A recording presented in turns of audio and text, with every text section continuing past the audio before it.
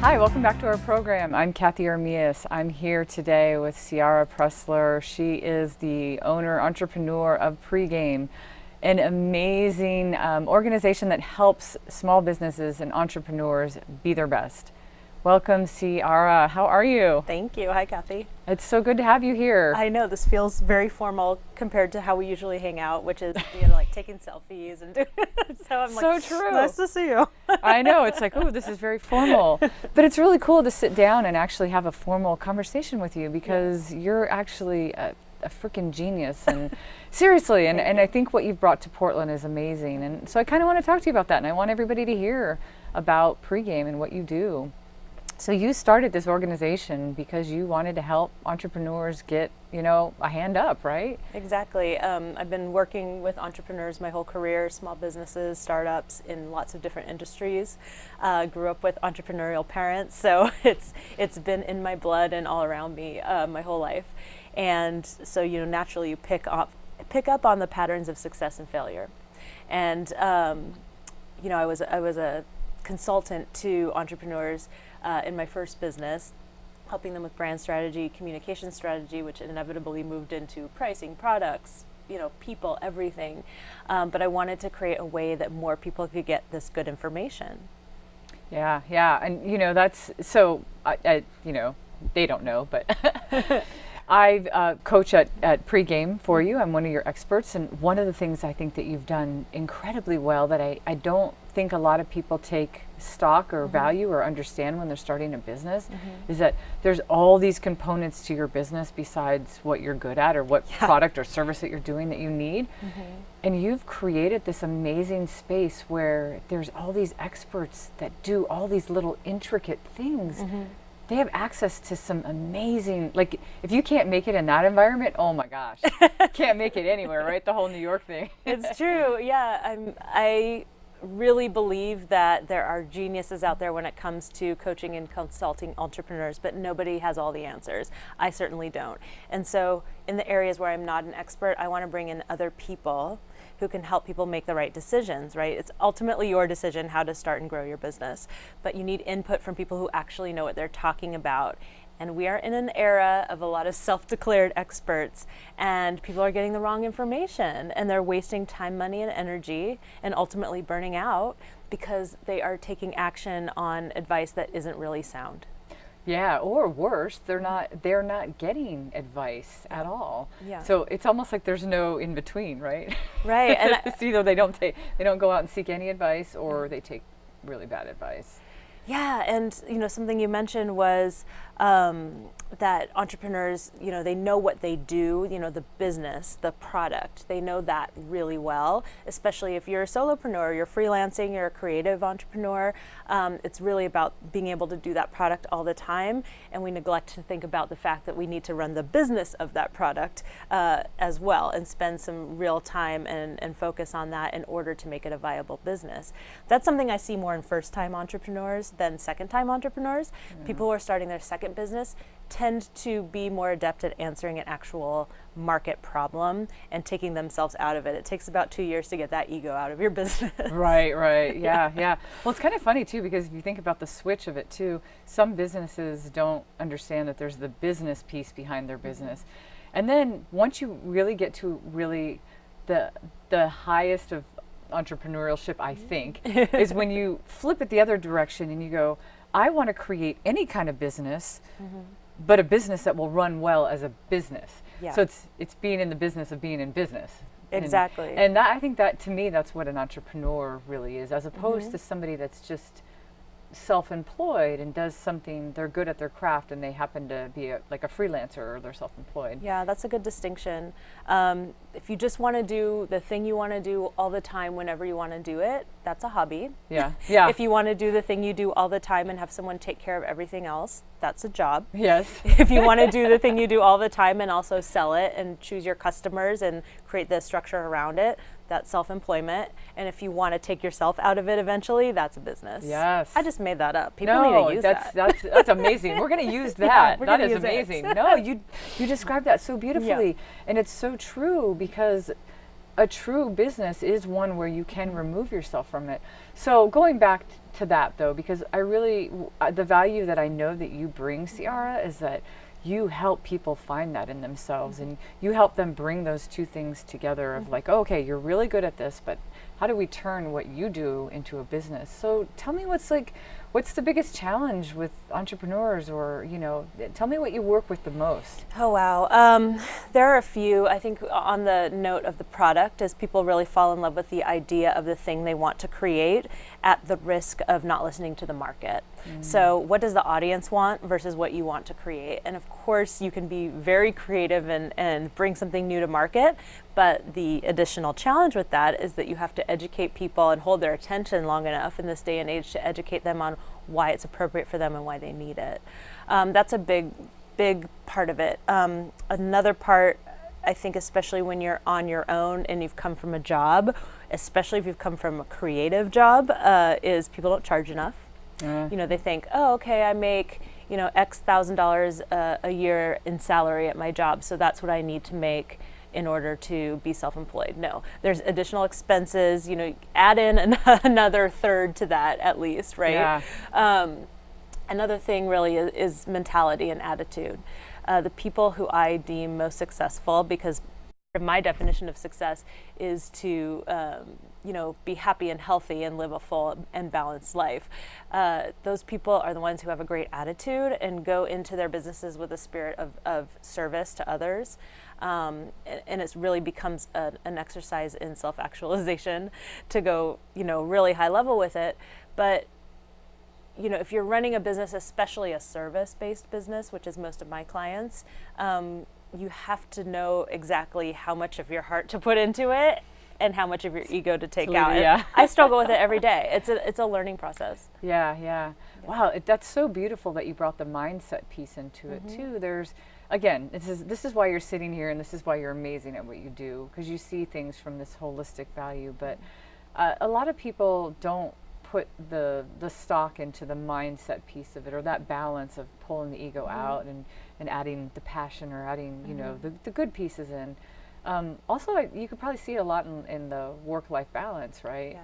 You know, I think sometimes people, I remember when I first started my business, I thought it was the coolest thing in the world to send somebody, because I was always up to like 2, 3 in the morning. I thought it was really cool to send somebody an email. And then I realized later, I'm like, people don't actually respect you when they know you don't when they know you don't know how to respect your own time. They don't respect you as a person. And it's a weird distinction to like go, well, it's kind of weird to think that if you send somebody an email at midnight, they're not going to respect you. But honestly, it shows your mindset, and there's a fine line between you're dedicated, you're passionate, you'll do whatever, to like you have no balance.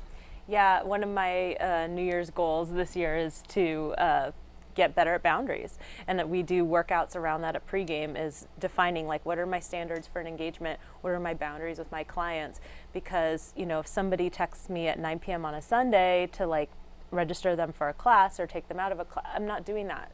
Yeah. No. Yeah. I draw my line there. There's a boundary there. Yeah, but it's challenging, and it depends what stage of life you're in as well.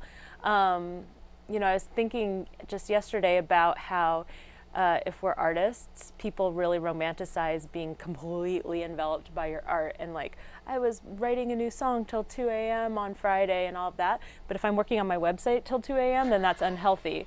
So you kind of, you know, there's a balance, but, you know, the first year or two of your business do demand a lot of sacrifices. You know, you have to put the investment in. And what happens is people don't plan for it to take a long time to grow or even reach a point of sustainability, and they get burned out. Or they quit, they give up, because it's honestly easier to have a job. Yeah. You know, if you don't like your job, go get a different job. There's a lot of jobs, and the paycheck magically arrives in your bank account. And now, the taxes get paid. Yeah, how does that happen? It's so magic when people tell me like, oh, I have a cold, so I'm staying home from work. I'm like, what's that like? How do you do that? You pick up the phone and call somebody and tell them that you're going to not do anything that day? I know, it's true. It's a different demand. I mean, the 4th month of my business, I had walking pneumonia. I showed up every day. Yeah. And I'm not saying that's good for me or good for anybody else, but there are different demands. Right?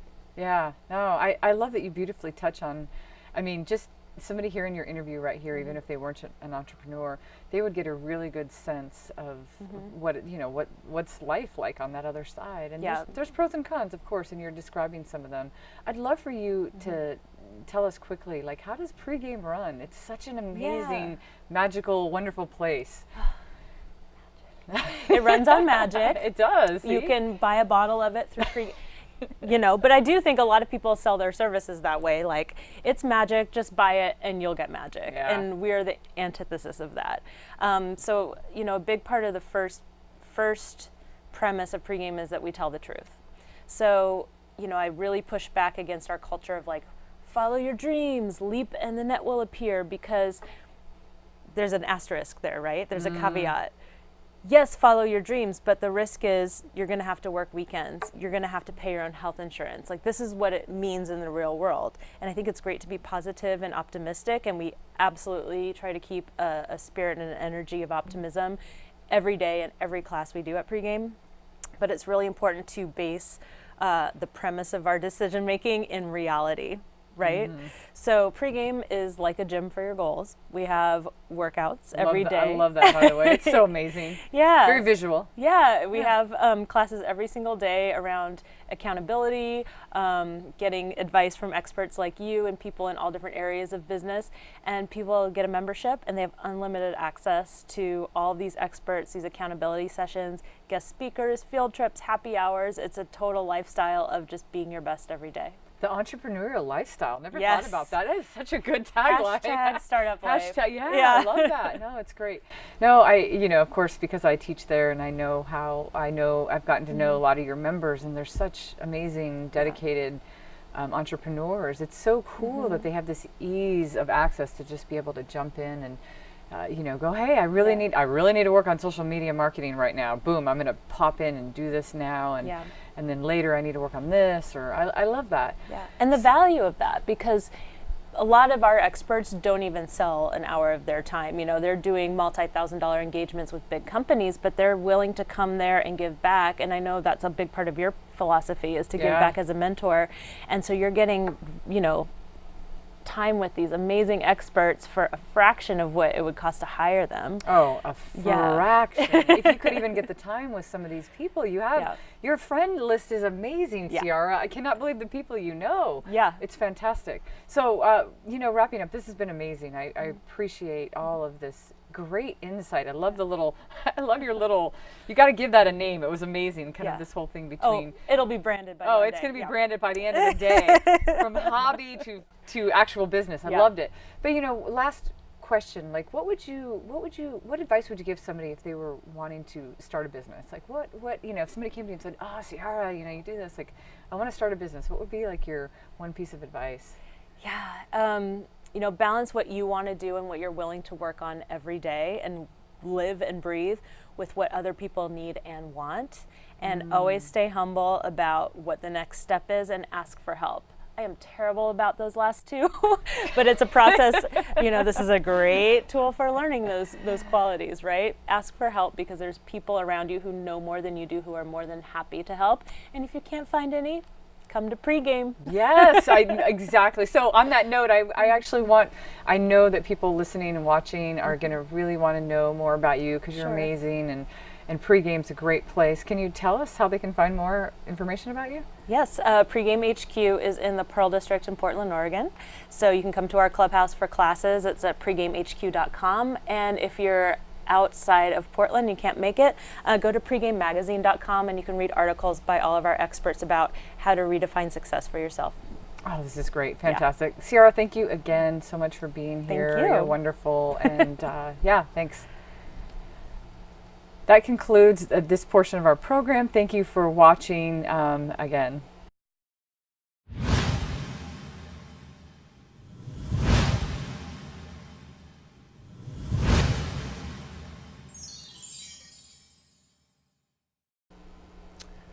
Hi, welcome back to TV Toastmasters. I'm JD Chandler. I'm the host for this segment, and I'm going to be talking with Theresa Griffin Kennedy.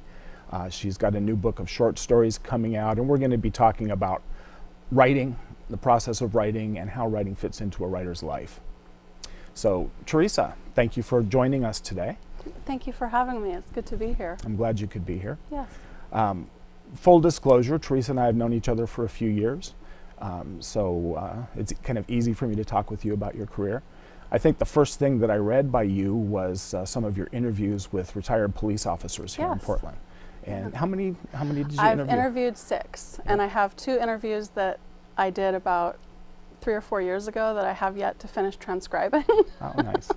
But I have 6 full interviews, and I really enjoyed talking with them. Yeah. Well, you do a good job with that, and I'm very interested in police history, and you do a great job of preserving it. I think oral history is a great way to go with that. Yeah. But what you're really about is writing. Yes. And you and I have written a book together, Murder and Scandal in Prohibition Portland. Yes.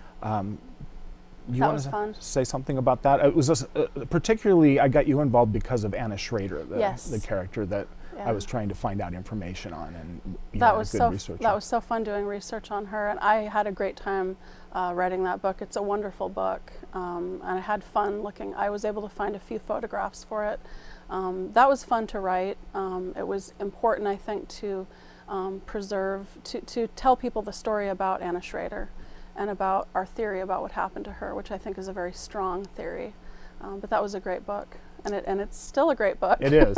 It's well worth reading, and it was a lot of fun to write. Yeah, yeah. And it also preserves stories that are just, you're not going to find anywhere else. Yes. There's nothing else about Anna Schrader that's out there. Exactly, and it really provides some insight into the fact that Portland is not this sleepy little town, and it never was. You know, I had no idea Portland was as corrupt as it was until I started reading about the history of Portland in the teens and the 20s and the 30s, and really understanding that Portland was just, Sin City.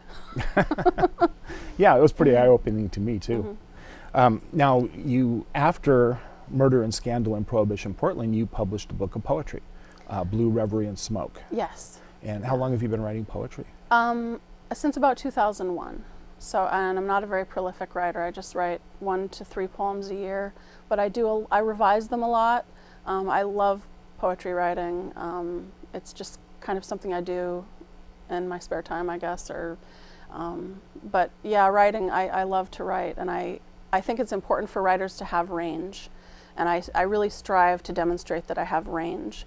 I love to write about so many different things. I'm definitely not a journalist, though. I'll be the first to admit I'm not a journalist. I don't have that kind of discipline or that kind of expertise, but I do love creative nonfiction, and I love fiction, which I've just recently started doing, which is just so much fun, because for the longest time I was really against fiction, and I started writing fiction about 2 years ago, and I just love it. Well, we're going to get to your fiction because you've got a collection of short stories coming out soon. In fact, I've read it. When is it due out? I think May or June. Okay. My publicist is Jessica Glenn, and she goes by Jessie, and she's with Mindbuck Media, and she's wonderful. She's going to be my publicist, and she is my publicist, and so I think it's about May or June, but the book actually won't be ready to buy for a few additional months. So it's not quite ready to come out, but when it does, it's an excellent read. Burnside Field Lizard is the title, and it basically, I think if there's a theme to the stories, I would say it's the role of women. Would you agree with that? Yes, it's described as domestic noir, which was just recently a new genre, just recently coined, but it's definitely domestic noir. And the stories they're all about basically women, and they're all centered here in Portland. And I was able to use various experiences I've had to provide some of the details. That doesn't mean that the stories are anything other than complete fiction, because they're fiction, especially the 3 graphic stories. Right. Well, one of the things that I feel really strongly about your writing, whether it's nonfiction, poetry, or short stories, is you have a real sense of place, and it feels like Portland. When I read your stories, I get a strong sense of Portland. Can you talk a little about writing about location? That's a really great question. I don't think I was really intentionally trying to do that, but I know how important that is. And I think as I was writing the stories, I think the importance of place really I began to understand that. I took a memoir writing class with Deborah Gwartney, in 2007, and she was always talking about the importance of place. She was a great instructor. I had a couple conflicts with her as a person, but she was actually a terrific instructor, and I learned about the importance of place. Yeah. I learned a lot from that class, actually. She was a really good teacher. But yeah, it's definitely Portland, and it's Burnside Field Lizard is the main story, Right. And that's basically in the early 90s. That's going to give current Portlanders a little insight on the geography of the city, Yeah. because a lot of what happens takes place on 12th and Sandian Boulevard, Right. where Sandy and Burnside meet.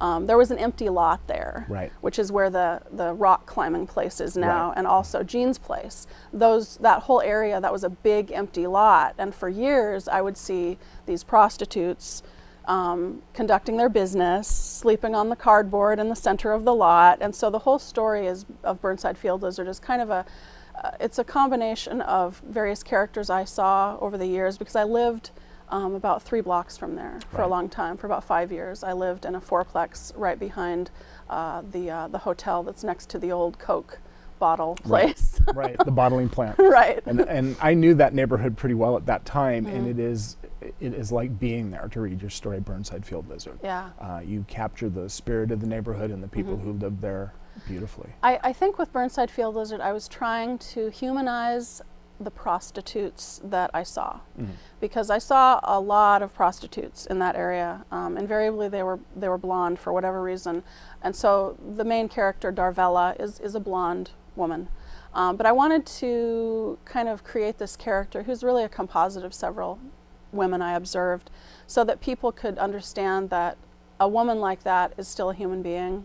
They have a history. They have dreams, they have hopes, you know. So that story was kind of written in an effort to humanize those kinds of people. And then I wrote 4 other stories.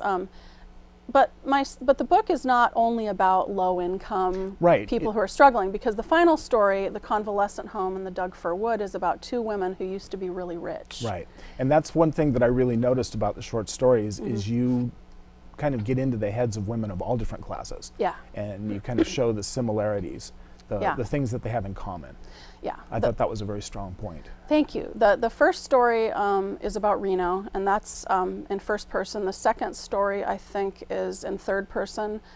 So I kind of play around with narrative voices. The funny thing is, the story I'm really the most proud of is the fifth story, the final story, the convalescent home story. And that was the story that Jessica Glenn told me I had to write. She said, you know, you've got to be at 50,000 words. And I was just a little under that. I think I was at 45,000. So she said, you need to write a final story. And I just happened to be reading One Flew Over the Cuckoo's Nest. And so I got some ideas, and I just conjured that story. It's a good story. And it's the one I'm really the most proud of. It's my favorite one. Yeah, you've said that, because it was so fun and creative to write it, and then it just started feeling really profound in certain parts of it. And being a poet, you know, I kind of write my fiction like that. Right. Right. But I really like that story. It's kind of gothic, and I also should In an say, odd way, though. yeah, it is, and it's also difficult for the reader to determine in what era did this take place, Right. because I don't give any Right. real clues away. There's one clue, and the only way anyone would be able to figure that out is if they're really good with Portland history. Yes, I noticed that too. We're almost out of time, but I really want to ask you one question. Now, I know your dad was a writer. My dad, Dorsey Griffin, was a writer and an author, yes. And he wrote about Oregon history. He wrote Oregon history, wrote a book called Who Really Killed Chief Paulina, about a chief, an Indian chief who was a killer. And just real quick, how did his writing influence you? Well, his writing didn't really influence me. His support and his encouragement influenced me. My dad told me when I was 18 and 19, we started corresponding. You know, we had kind of a formal relationship. It was a little awkward at times. And so we started writing letters, and we corresponded for years. And he told me after about a year of letter writing back and forth, he said, you know, your letters are amazing and you could be a writer. And he really encouraged me. And I have to say, I wouldn't be a writer today if it wasn't for my dad. Yeah. Well, we're out of time, and I want to thank you for coming today and Thank joining you. us here at TV Toastmasters. If people want more information about you and your writing, how would they get it? Really simple. Just go to Google and put in Theresa Griffin Kennedy, and the first hit is my Google Sites website, and it's a writing website. It just has my essays and articles, and that's Great. how they can. And your essays, articles, and interviews are well worth a read, too. Thank you. Thanks very much for coming in with us today on TV Thank you. Toastmasters, Theresa Griffin Kennedy. Thank you. And thank you for joining us, too, and I hope you'll be with us next time.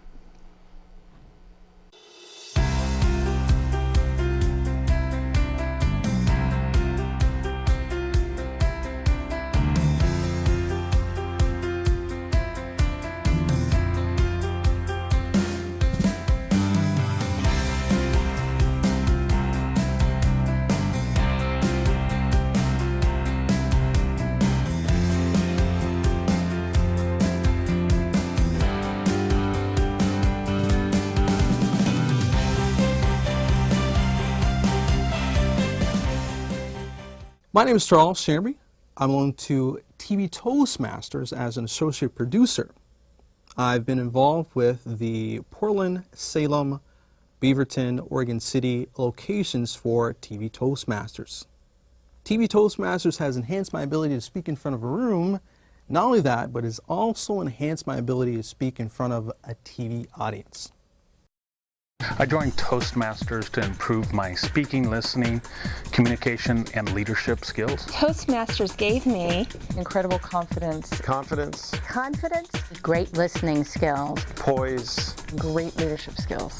leadership skills, the ability to speak in public, strength, a captive audience, quality feedback from the more experienced Toastmasters. Toastmasters really helped me improve my listening skills. sales skills, opportunities to go to different groups and widen my whole horizon. Toastmasters has given me a more focused me, and I'm a much better listener.